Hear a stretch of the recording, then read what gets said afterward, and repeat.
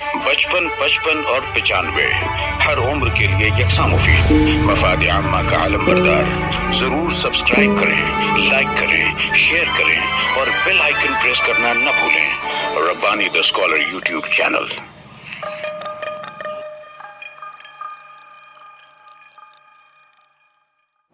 القرآن اکیڈمی کا تعارف سنی دعوت اسلامی کے زیر اہتمام جو القرآن اکیڈمی ہے، اس کے اغراض و مقاصد کیا ہے، یہ کیا کرتی ہے، کیا کر چکی ہے، مقصد کیا ہے، انشاءاللہ تعالیٰ ہلکا سا القرآن اکیڈمی کا تعارف پیش کرنے کے لیے پروفیسر عبدالماجد اشرفی سے گزارش ہے کہ وہ آئیں اور سنی دعوت اسلامی القرآن اکیڈمی کا تعارف پیش کرنے کی سعادت حاصل کریں.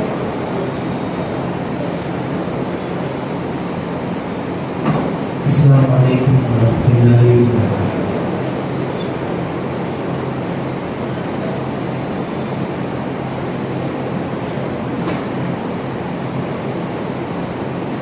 آئے ہوئے تمام مہمانوں کا استقبال عالمی تحریک سنی دعوت اسلامی اور اسی کی شاخ القرآن اکیڈمی کے ذریعے کیا جاتا ہے.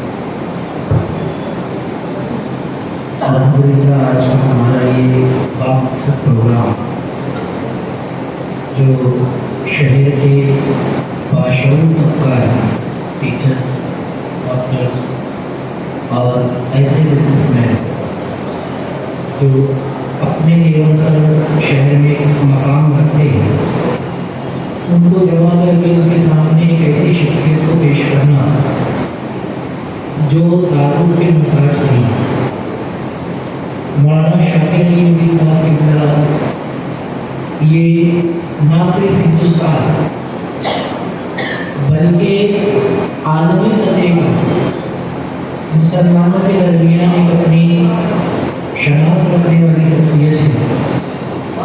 ہر سال جو ورلڈ کے ٹاپ 100 مسلم انفلوئنسرز کا یہ نام آتا ہے، ان پرسنالٹیز میں مولانا شاکر علی نبوی صاحب کا شمار ہوتا ہے.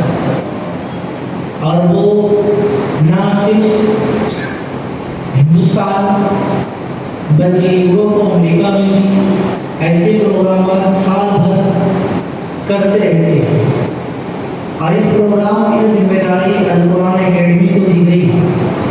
القرآن اکیڈمی عالمی تحریک سنی دعوت اسلامی مالیگاؤں کی شاخ ہے جو اسٹوڈنٹس، پروفیشنلز، ٹیچرز، ڈاکٹرز ان میں کام کرتے ہیں.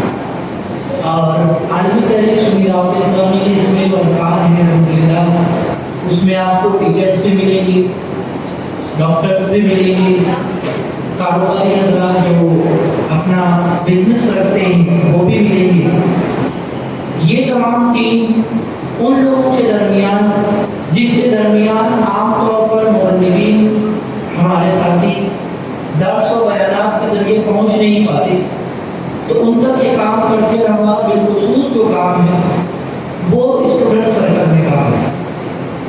اسٹوڈنٹس کا گائیڈنس، ان کے لیے پلیٹ فارم سیٹ کرنا، جس کی ایک بڑی کوئز کمپٹیشن، بچوں کے اندر کمپٹیٹیو ایگزام کو لے کر کمپٹیٹیونیس، ان کا جو بیہیویئر ڈیولپ کرنا ہے، اس کے متعلق ہر سال القرآن اکیڈمی کے زیر اہتمام ایک کمپٹیٹیو ایگزام کا جو سلیکشن کیا جاتا ہے اور اس کا انعقاد کیا جاتا ہے، اس کا پلیسمنٹ کیا جاتا ہے، جس میں شہر کے تمام اسکولوں سے بچوں کو جمع کیا جاتا ہے اور ان کے درمیان ایک کمپٹیٹیو ایگزام کنڈکٹ کیا جاتا ہے، جس میں پھر انعام آنے والے جو پرائز گیٹرز ہیں ان کو کبھی نقد رقم ہے، کبھی ان کے لیے جو ایکسپینسو پرائزز ہے. جس طریقے سے ہمیں پچھلے سال میلاد پاک کے موقع پر جو فرسٹ پرائز تھا وہ عمرہ کی سالت تھی، second prize bike, cycle, tablet. اس طریقے سے ان کو ایک پرائز بتا کر ان کے اندر کمپٹیٹیو بیہیویئر کو ڈیولپ کرنا. پھر اسی طریقے سے عالمی تحریک سنی دعوت اسلامی کی جو شاخ ہے القرآن اکیڈمی، بچوں کو گائیڈ کرنا. آج ہمارے اپنے شہر میں اگر ہم بچوں کے اندر اس بات کو دیکھیں کہ ان کا کریئر کیا ہے، ان کو سلیکٹ کیا کرنا ہے، تو 10th کے بعد 12th کے بعد بچے یہ سوچتے ہیں کہ جب ہم پاس ہو جائیں گے اس کے بعد ہم لوگ خیال کریں گے کہ ہمیں کیا کرنا ہے۔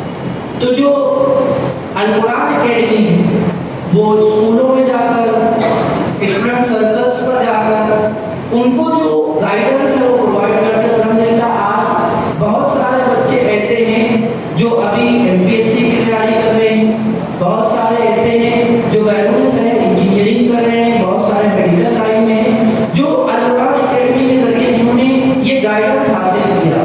بہت سارے بچے جن کا خواب تو ہوتا ہے کہ وہ ان کو میڈیکل فیلڈ میں جانا ہے، لیکن نیٹ ایگزام میں کوالیفائی نہ ہونے کی بنا پر وہ میڈیکل فیلڈ سے دور ہو جاتے ہیں۔ تو پھر ہم ان کو گائیڈ کرتے ہیں کہ میڈیکل فیلڈ صرف ڈاکٹر نہیں، پیرامیڈیکل فیلڈ بھی آتی ہے، اس میں آپ جو ہے اپنا جو ایمبیشن ہے، اپنا جو خواب ہے کہ ہم کو پیپلز کو سرو کرنا ہے ڈاکٹری لائن سے، تو پیرامیڈیکل کورسز کے تھرو بھی آپ لوگوں کو سرو کر سکتے ہیں۔ تو یہ تمام گائیڈنس القرآن اکیڈمی کے ذریعے کیا جاتا ہے۔ پھر اسی طریقے سے شہر بھر میں وہ طلبا جو پڑھنے کی چاہت تو رکھتے ہیں لیکن فائنینشیل اسٹیبلٹی نہ ہونے کی وجہ سے اپنے آپ کو اتنا مضبوط نہیں پاتے کہ وہ ایجوکیشن کو کنٹینیو کر سکیں، تو ان کے جو ایجوکیشنل نیڈ ہے اس کو پورا کرنا، چاہے وہ فائنینشیلی ہو، مورلی ہو، القرآن اکیڈمی کے جو ذمہ داران ہیں وہ اپنی جانب سے کرتے ہیں۔ اور یہ تمام جو کام ہوتے ہیں یہ مالیگاؤں لیول پر ہمارے اپنے جو قائد ہیں آل رسول حضرت علامہ مولانا سید محمد امین قاری صاحب کی رہنمائی پر ہوتا ہے۔ بچوں کو چاہے کہ وہ فری ٹیوشن کلاسز دینا ہو، بچوں کو پھر چاہے ان کے ایڈمیشن پروسیس میں ہیلپ کرنا ہو یا فائنینشلی میں ہیلپ کرنا ہو، تو ہم ہر طریقے سے ان کے لیے تیار رہتے ہیں۔ پھر اسی طریقے سے جو پروفیشنلز ہیں، آج ہمارے درمیان یہ ہوتا ہے کہ مسلم ایٹماسفیئر، مسلم ماحول میں ٹیلنٹ بہت ہے، لیکن اس ٹیلنٹ کو پرسنالٹی کے طور پر شہر بھر میں کوئی پہچانتا نہیں، تو لوگوں کے درمیان ان کو پیش کرنا، پروگرامات کر کے، گائیڈنس کلاسز کر کے ان کو لوگوں کے درمیان پیش کرنا۔ اسی طریقے سے جو ٹیچرز ایبلٹی ٹیسٹ ہے ٹیٹ کے لیے عالمی درجے سمیدات اسلامی کے زیر اہتمام اور القرآن اکیڈمی کے زیر اہتمام جو ٹیٹ دینے والے ٹیچرز ہیں ان کے لیے گائیڈنس کا پروگرام انعقاد کرنا، اور تھرو آؤٹ دا ایئر سال بھر انہیں ٹیٹ کے لیے جو ان کے لیے مفید نوٹس ہیں وہ پرووائڈ کرنا، ٹیٹ کے لیے جو ان کے ایگزامس کی ڈیٹ ہے، فارم کی ڈیٹ ہے وہ ان تک پہنچانا، یا پھر کہیں ان کے لیے آن لائن کلاسز اویلیبل۔ بہت سارے ٹیچرس ایسے ہوتے ہیں جو جاب پر ہوتے ہیں، آف لائن کلاسز نہیں کر پاتے، تو ان کے لیے آف لائن کلاسز کی بجائے آن لائن کلاسز کا ارینجمنٹ کرنا۔ یہ تمام کام القرآن اکیڈمی کے زیر اہتمام اعلیٰ رسول حضرت سید محمد امین قاری صاحب اور بالخصوص حضرت مولانا شاکر علی نوری صاحب قبلہ کی ایما پر ہم ان کے بتائے ہوئے طریقے پر عمل کرتے ہیں۔ الحمدللہ القرآن اکیڈمی کا یہ کام جاری و ساری ہے، اور اس میں اور مزید لوگوں تک پہنچنا اور اسٹوڈنٹس تک پہنچنا، ان کو گائیڈ کرنا، اس کے لیے ہم ہر وقت کوشاں ہیں۔ اللہ تبارک و تعالیٰ کی بارگاہ میں دعا ہے کہ اللہ پاک ہماری کوششوں کو قبول فرمائے اور ہمیں اور زیادہ قوم کی خدمت کرنے کی توفیق عطا فرمائے۔ یہ مختصر سا انٹروڈکشن ہے القرآن اکیڈمی کا۔ السلام علیکم۔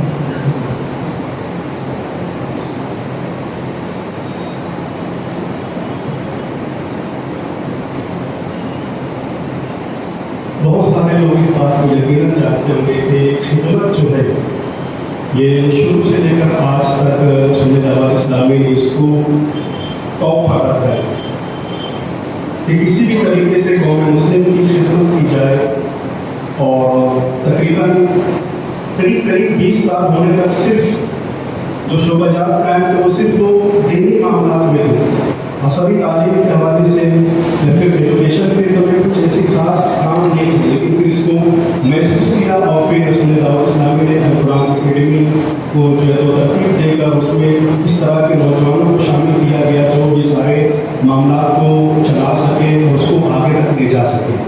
تو مختصر میں ہلکا سا ہی ایک تعارف آپ نے سنت دعوت اسلامی القرآن اکیڈمی کا سماعت کر لیا ہے۔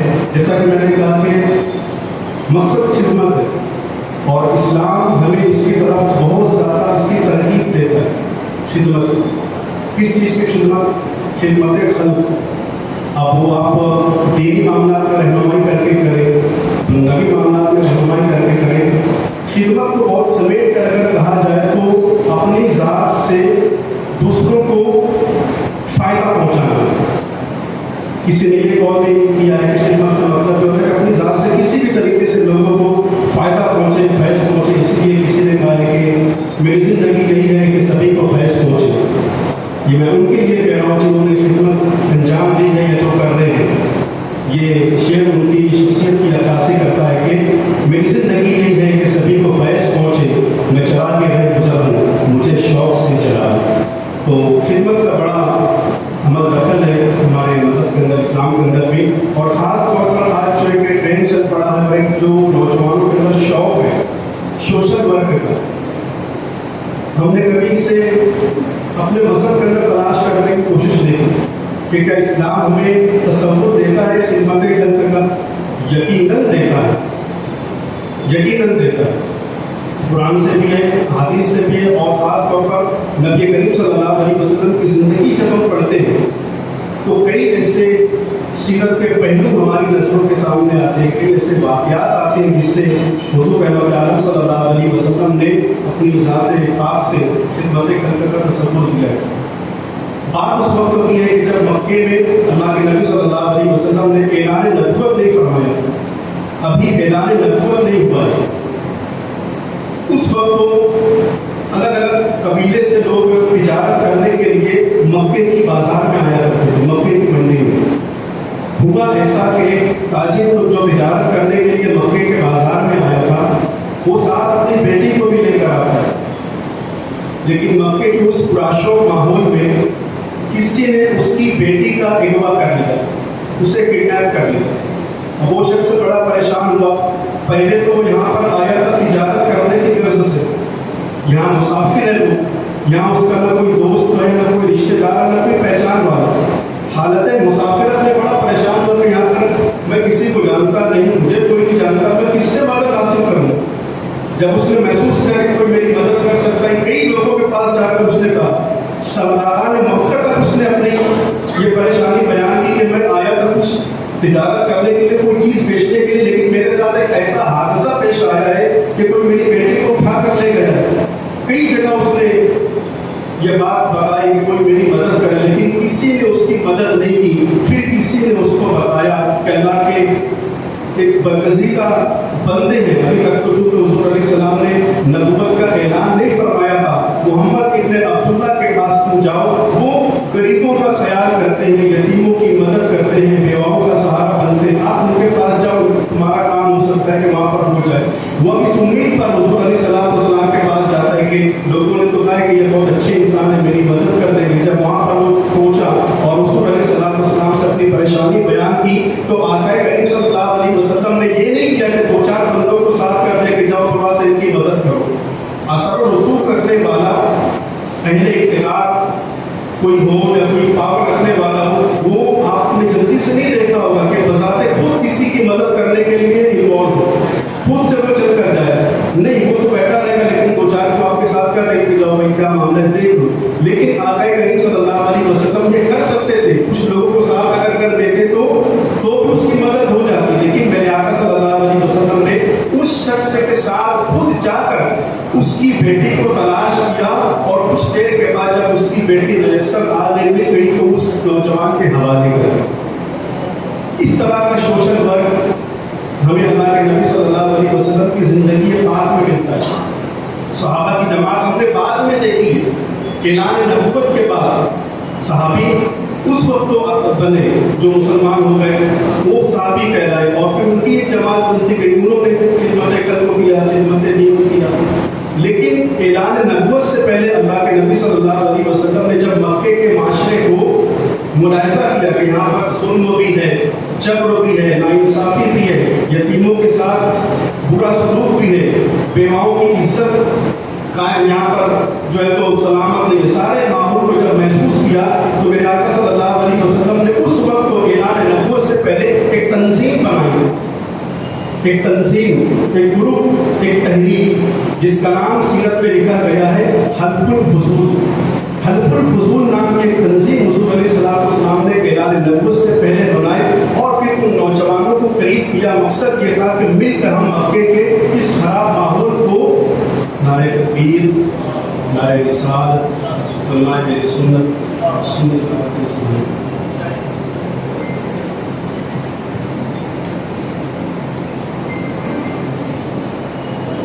तो हल्फुल फुजूल नामी तहरीक हुजूर अलैहिस्सलाम ने ऐलान नबुव्वत से पहले बनाई थी। मकसद सिर्फ ये था कि मक्के का जो माहौल इतना परागंदा हो चुका है, इंसान इंसानियत से गिर चुका है, इनको जो है वो इंसानियत का पता बताया जाए और इनको राह रास्ते पर लाने की कोशिश की जाए। तो इस तरह का सोशल वर्क और खिदमत खल्क़ को हमें ऐलान नबुव्वत से पहले अल्लाह के नबी सल्लल्लाहु अलैहि वसल्लम की ज़िंदगी में जहाँ देखने को मिलता है।